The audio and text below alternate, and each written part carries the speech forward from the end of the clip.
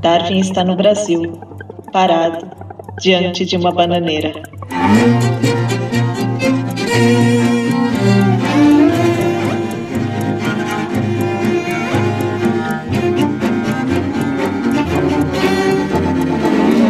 Você está ouvindo 20 Mil Léguas, podcast de ciências e livros. Eu sou a Leda Cartoon. E eu sou a Sofia Nestrovski. Esse é um podcast feito pela 451, em parceria com a Megafauna Livros no Centro, e conta com o apoio do Instituto Serra Pilheira. Essa é a segunda parte do episódio Um Navio com Nome de Cachorro, o primeiro episódio dessa primeira temporada de 20 Mil Léguas. Aqui você está conhecendo a viagem que levou Charles Darwin, na verdade o jovem Charles Darwin, com 20 e poucos anos, a conhecer o mundo. A conhecer um mundo cheio de cenários naturais muito diferentes daqueles que ele via quando ele estava na Inglaterra, estudando, sonhando em viajar, visitando estufas para ver se encontrava alguns exemplares que fossem de árvores tropicais. E conhecendo essa grande diversidade do mundo para além da Inglaterra, o Darwin foi educando, ele foi refinando o olhar dele para a natureza. E foi assim que ele se descobriu também escritor. Ele tinha que descrever com o máximo de precisão tudo o que ele via, para pessoas que nunca tinham presenciado nada parecido com aquilo. Lembra que não existia Google naquela época e que a fotografia ainda estava sendo inventada. 29 de fevereiro, Bahia ou São Salvador, Brasil, 1832. O dia transcorreu deliciosamente. Mas esse talvez seja um termo pobre para descrever os sentimentos de um naturalista que, pela primeira vez, aventurou-se sozinho por uma floresta brasileira. A elegância da relva, o inusitado das plantas parasitárias, a beleza das flores, o verde brilhante da folhagem e, acima de tudo, a exuberância do todo, me encheram de admiração. Uma combinação muito paradoxal de som e silêncio permeia as partes escuras da mata. O som dos insetos é tão alto que é possível escutá-los de dentro de uma embarcação ancorada a centenas de metros da praia. Porém, nas profundezas da floresta, um silêncio universal parece reinar. Após passear por algumas horas, fui surpreendido por uma tempestade tropical. Tentei me refugiar debaixo de uma árvore. Era tão grossa que nenhuma chuva inglesa seria capaz de penetrá-la. Mas aqui, em poucos minutos, uma pequena cachoeira descia o seu tronco. É a essa violência das chuvas que devemos atribuir a vegetação que existe no solo das florestas mais cerradas. Se as chuvas daqui fossem como as chuvas dos climas mais frios, a maior parte delas seria absorvida ou evaporaria antes mesmo de encostar no chão.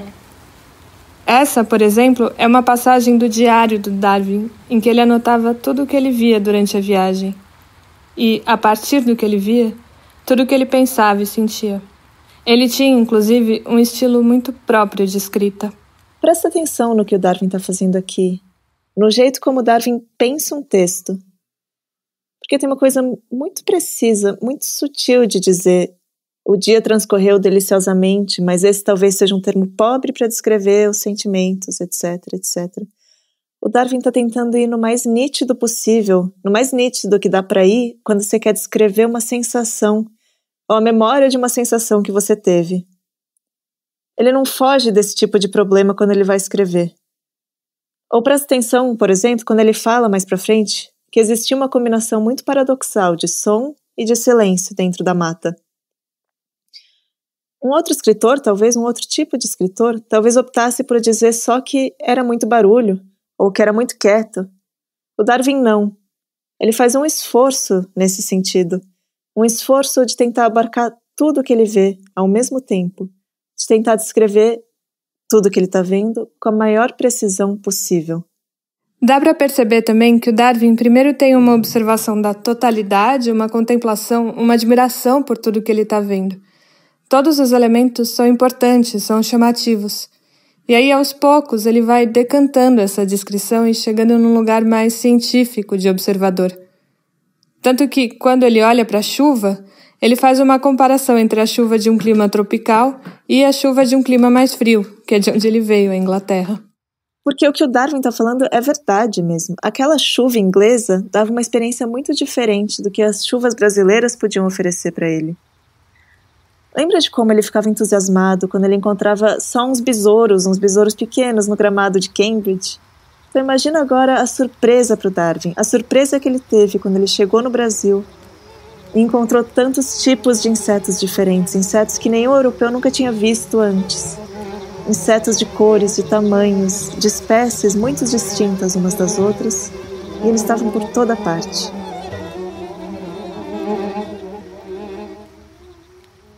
Darwin está no Brasil, parado diante de uma bananeira.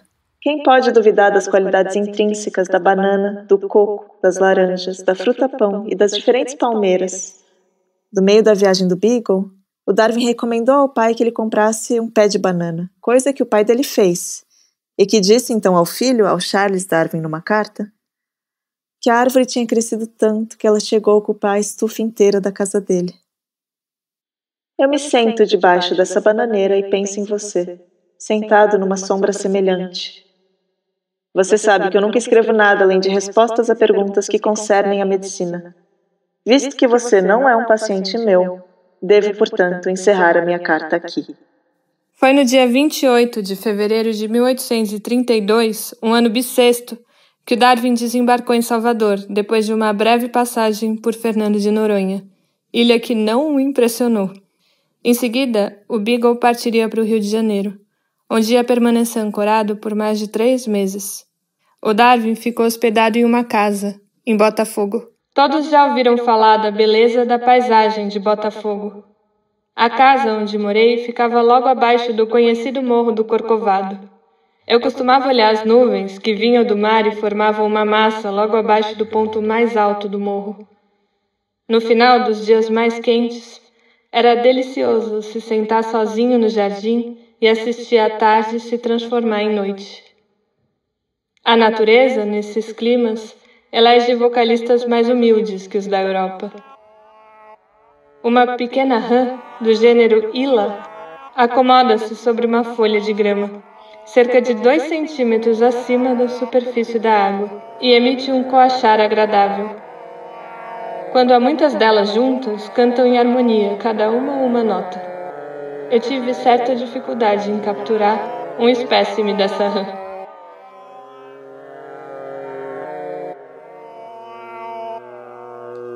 Ele estava maravilhado com a natureza do país, mas a relação do Darwin com os brasileiros foi ambígua. Quando ele deixou o Brasil, disse que esperava nunca mais ter que visitar uma terra de escravos. A família do Darwin, que tinha enriquecido com a Revolução Industrial, era radicalmente contra a escravidão. Os avós do Darwin tinham participado ativamente de movimentos abolicionistas. Mais de 10 anos depois de ter visitado o Brasil, ele contaria que toda vez que ele ouvia algum chamado ou algum grito distante, sentia que voltava a memória viva de quando ele passou por uma rua em Pernambuco e escutou gemidos de dor dentro de uma casa. E só mais tarde descobriu que se tratavam do lamento de um escravo torturado. Essa questão foi, aliás, o que provocou a única briga verdadeira entre o Darwin e o capitão Fitzroy. A cena é a seguinte. Os dois estavam jantando, quando o capitão disse ter presenciado uma situação em que ele teve provas inegáveis da benevolência dos senhores de escravo no Brasil. Um desses senhores reuniu seus escravos e perguntou, diante dos seus convidados que estavam lá num jantar, perguntou se esses escravos queriam ser livres. E todos responderam que não. Para o Fitzroy, a questão estava resolvida aí. E o Darwin não se conteve a ouvir essa explicação do capitão. Ele ultrapassou os limites da hierarquia do navio e confrontou o capitão Fitzroy, questionando que valor teria uma resposta dessas dada sob coerção. O Fitzroy ficou furioso. Ele quase expulsou o Darwin do navio naquele momento. Ele disse que alguém que questionasse a sua palavra não tinha nem o direito de se sentar à mesa junto com ele.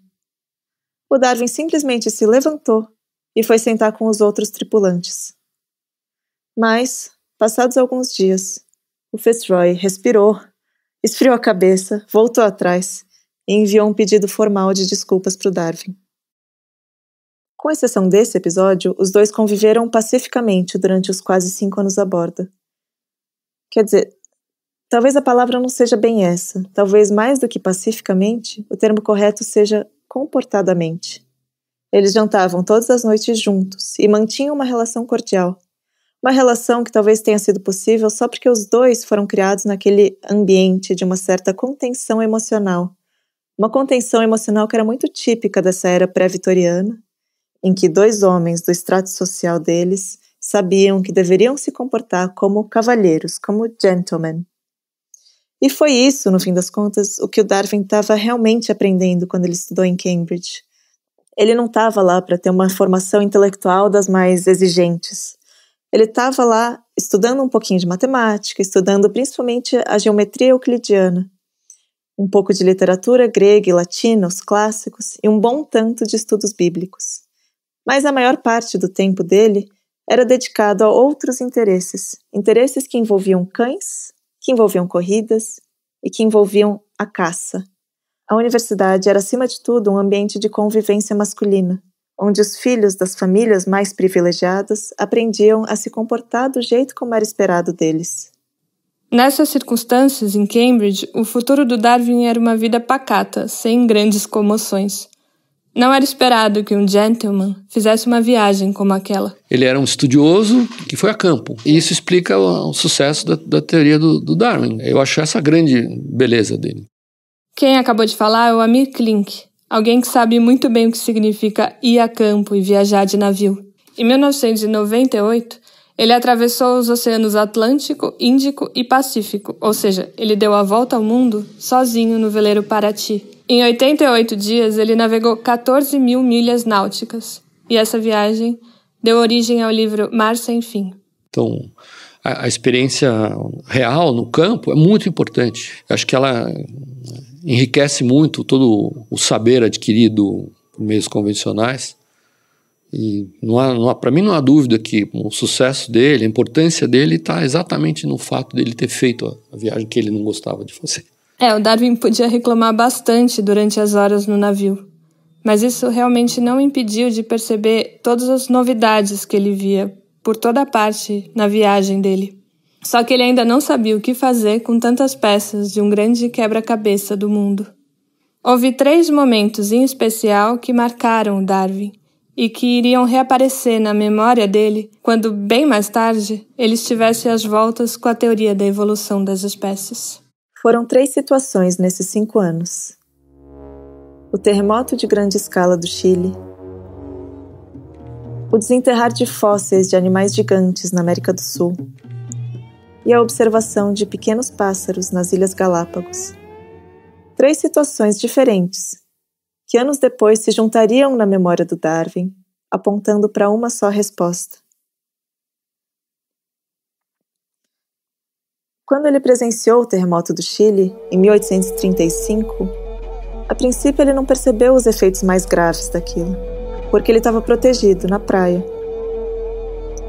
Mas nos dias que se seguiram, o Darwin explorou, junto com a tripulação do Beagle, toda a região costeira, todas aquelas ilhas onde o terremoto tinha gerado as maiores perturbações.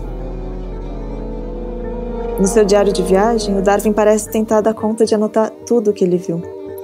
A arquitetura das casas chilenas, a organização das ruas, as marés que oscilaram, visivelmente agitadas, as ondas do mar que invadiram as cidades, as atividades vulcânicas, as histórias que as pessoas contavam sobre o tremor ter sido provocado por bruxas, a visão de sacas de algodão e erva mate caídas para fora dos armazéns, as crianças que transformavam os móveis de madeira em barcos improvisados e que se divertiam sem perceber a aflição dos seus pais.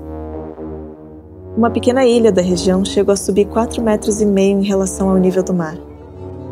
O Darwin viu, ao vivo, aquilo que ele já tinha começado a aprender lendo nos livros. O Darwin viu a mutação do planeta Terra.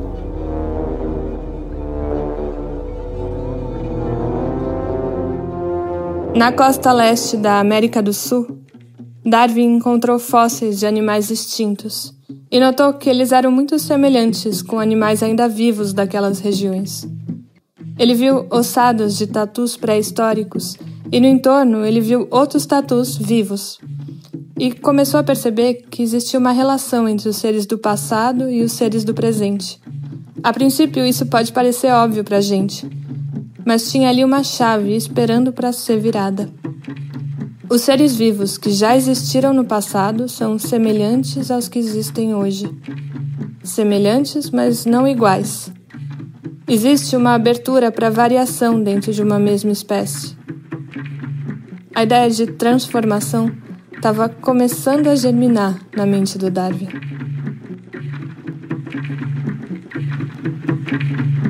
Isso nos leva ao momento mais conhecido da viagem do Beagle.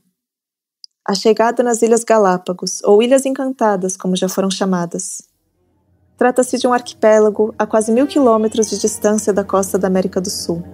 São ilhas vulcânicas, são ilhas de pedra preta. Na manhã da nossa chegada, nada poderia ser menos convidativo à primeira vista. Um terreno desorganizado de lava preta de basalto, à mercê de ondas violentas, rachado por grandes fissuras e coberto por toda parte de um matagal atrofiado e queimado de sol. Havia pouco sinal de vida.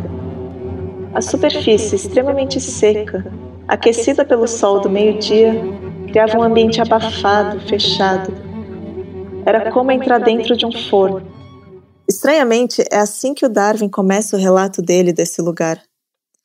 Nesse lugar, onde ele mal consegue perceber que existe vida numa primeira vista, seria ali que ele encontraria seres insuspeitos, seres vivos que teriam uma relevância notória na sua futura contribuição para o jeito como a gente hoje pode entender a origem da vida sobre o planeta Terra. Enquanto eu caminhava, deparei com 2 grandes tartarugas. Cada uma devia pesar pelo menos 90 quilos. Uma delas estava comendo um pedaço de cacto.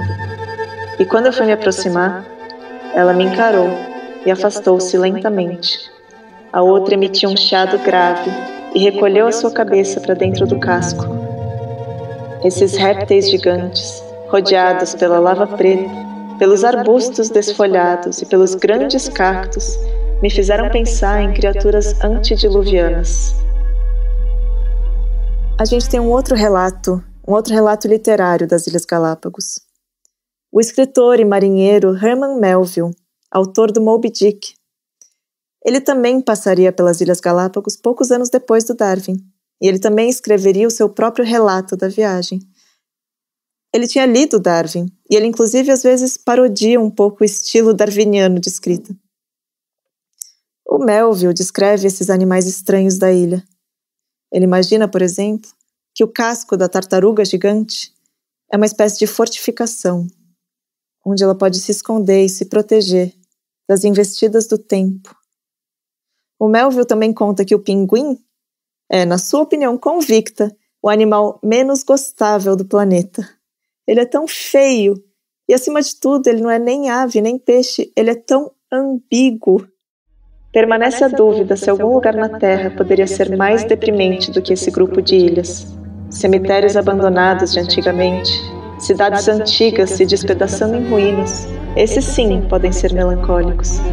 Mas como tudo aquilo que um dia já foi associado à humanidade, eles fazem ressoar em nós alguma simpatia vaga, ainda que triste. Já essas ilhas são enfaticamente inabitáveis. Mas foi justamente a estranheza ou a peculiaridade dessas ilhas que ofereceu para o Darwin uma espécie de um laboratório ao ar livre. São um pequeno mundo isolado, povoado por animais que não existem em outros lugares. Seria o lugar perfeito para a observação a olhos nus da evolução das espécies. Mas o Darwin ainda não tinha se dado conta disso. Ele ainda não imaginava a relevância do que ele estava vendo ali. Anos depois, de volta para a Inglaterra, ele ia fazer experimentos com caramujos, com patos, com sementes de agrião e sementes de cevada, com água doce e com água salgada, pedindo ajuda para os próprios filhos com as mãozinhas deles ágeis e olhares atentos para os detalhes, testando e testando as hipóteses para tentar reproduzir alguma coisa das condições que ele tinha presenciado ali, naquelas ilhas no meio do nada. Mas isso já é se adiantar. Isso é assunto para os próximos episódios, quando a gente vai entrar de fato na elaboração da teoria da seleção natural. Imagina o que foi essa viagem para ele. A sua verdadeira formação, muito mais do que os anos em Cambridge. Durante todo esse tempo, ele não chegou a formular uma teoria propriamente dita. Ainda não era o momento de chegar a conclusões, mas sim de se fazer todo tipo de pergunta.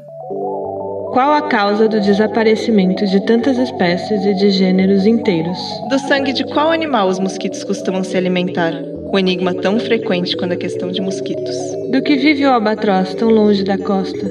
Sempre foi um mistério para mim. Qual causa pode ter alterado o habitat de um animal em um lugar tão vasto, inabitado e pouco frequentado como este? Será que existe alguma montanha, algum continente capaz de resistir à máquina destruidora dos terremotos? Por que algumas fontes são quentes e outras são frias? O que acontece com esses vermes durante o longo verão em que a superfície dos lagos se transforma em uma camada de sal sólido?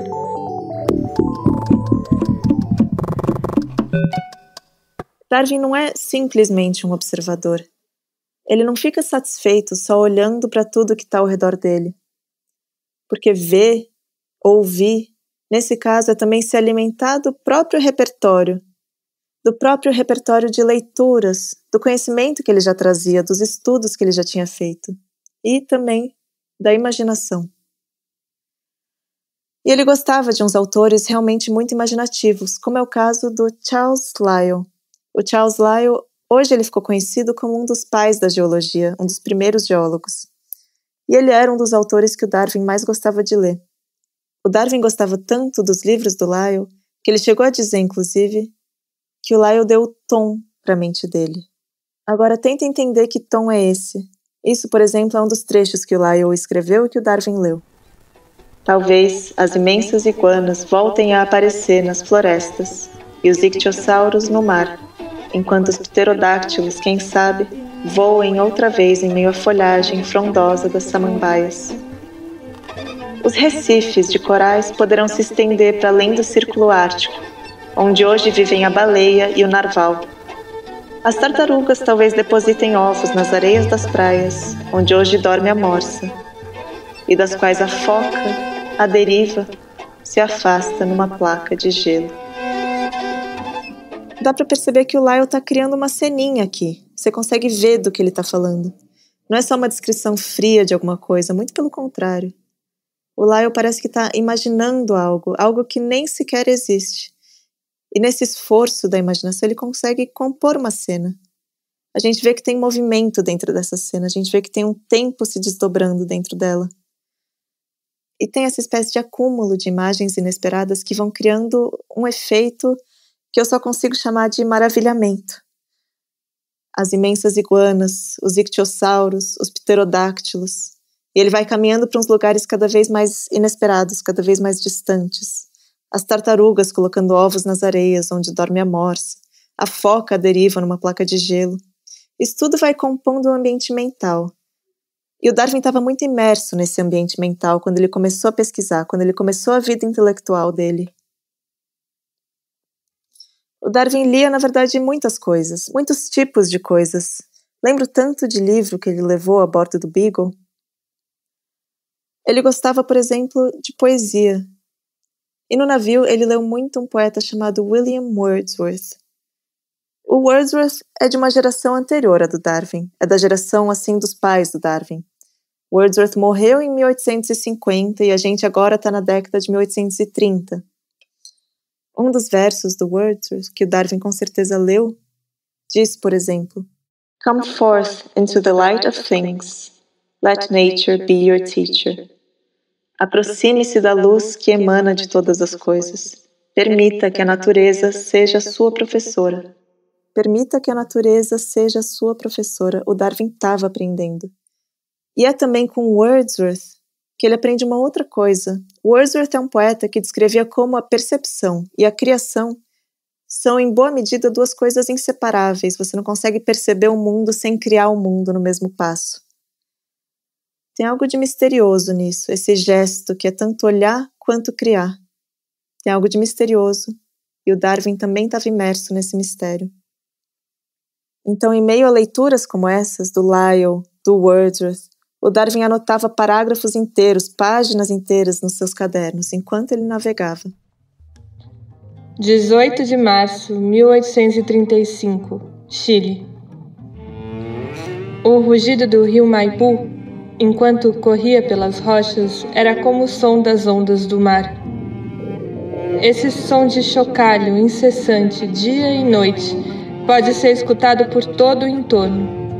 É um som eloquente para um geólogo. As milhares e milhares de pedras que, ao se chocarem, produzem um zumbido uniforme, agitam-se todas em uma mesma direção. Era como refletir sobre o tempo.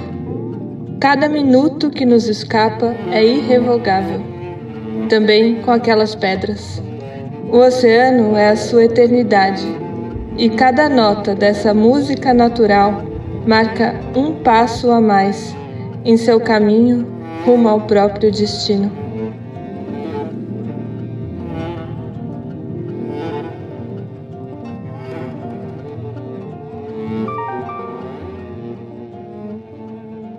Tem um aspecto interessante do mundo das navegações marítimas, que é a qualidade literária dos relatos. Os relatos, em quase todos os períodos, foram descrições muito bem feitas. No mundo dos aviões, não tem. Acho que não teve essa felicidade. Assim. E eu, de fato, descobri o mar através de relatos. Tanto Darwin quanto Fitzroy escreveram diários a bordo, milhares e milhares de páginas. E, no retorno para a Inglaterra, os dois publicariam relatos do que eles viveram. E o de Darwin tem mais de 750 páginas. O seu Diário do Beagle foi um best-seller da época. No final da vida do Darwin, ele ia dizer que mais do que qualquer outro dos livros dele, era o sucesso desse seu primeiro filho literário que mais o enchia de orgulho. Afinal, esse diário é o relato da viagem que tirou Darwin da casa dele e o levou para mundos totalmente novos. Foi aí que ele pôde vislumbrar, pela primeira vez, tudo o que ele poderia ser. Foi a viagem que amadureceu a sua mente. É bem provável que a minha mente tenha se desenvolvido por meio das minhas observações durante a viagem, como comprova um comentário do meu pai, o mais preciso observador que eu conheci. Quando ele me viu pela primeira vez, depois da viagem, ele se virou para as minhas irmãs e exclamou: "Ora, o formato da cabeça dele mudou." Essa foi a segunda metade do primeiro episódio de 20 Mil Léguas, o podcast de ciências e livros. Esse primeiro episódio se chamou Um Navio com Nome de Cachorro. 20 Mil Léguas é uma produção da Associação 451 em parceria com a Livraria Megafauna e conta com o apoio do Serra Pilheira, Instituto de Fomento à Ciência e Divulgação Científica no Brasil. A criação desse podcast e a edição dos roteiros é da Fernanda Diamante. Os roteiros, a pesquisa e a apresentação é nossa, Leda Carton e Sofia Nestrovski. A trilha sonora original e a execução dessa trilha é do Fred Ferreira. A edição e a finalização de som é do Nicolas Rabinovich. Mas a gente está gravando esse podcast durante a pandemia do novo coronavírus, então a gente está gravando cada uma na sua casa, respeitando o distanciamento social. A produção executiva é da Mariana Shiraiwa. O projeto gráfico e as ilustrações desse podcast são da Débora Salles. A revisão técnica dos roteiros é do Reinaldo José Lopes e a edição das newsletters é do Gabriel Joppert. Você pode assinar essas newsletters no site da revista 451. Lá você já consegue ver uma parte dessa newsletter aberta, disponível ao público, mas você também pode assinar de graça para receber toda semana no seu e-mail a newsletter com uma bibliografia dos episódios, material extra que não coube nos roteiros, indicações de leitura e de pesquisa adicionais. A gente queria agradecer, mais uma vez, a Marina Cartum por ter feito a transcrição das entrevistas para esse podcast e a Lívia Nestrovski pela preparação vocal e as dicas de voz para as gravações desses episódios. Toda segunda-feira você vai ouvir um episódio novo de 20 Mil Léguas, o podcast de ciências e livros. E essa temporada vai até novembro. Os episódios vão estar disponíveis nos principais tocadores e no site da revista 451.